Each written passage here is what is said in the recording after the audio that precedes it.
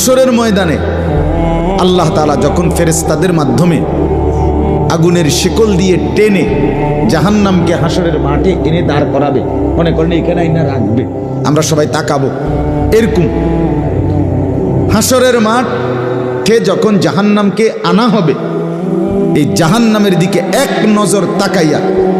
হাসরের ময়দানের সমস্ত নাফরমান পাপী বেঈমান আবারও বলবে আল্লাহর কাছে, রব্বানা আখিরনা ইলা আজালিন করিব, আল্লাহ একটু সময়ের জন্য দুনিয়াটা আবার ফেরত দেন, হায়াত আবার ফেরত, সময়গুলো আরেকবার দেন, আরেকটু সময় দেন, নুজিব দাওয়াতাক, আপনার সব কথা তখন মেনে নেব, ওয়ানাত্তাবিউর রুসুল, আপনার রসুলদের আনুগত্য করব। আল্লাহ বলবেন না, না বান্দা, এখান থেকে কাউকে আর ফেরত দেওয়া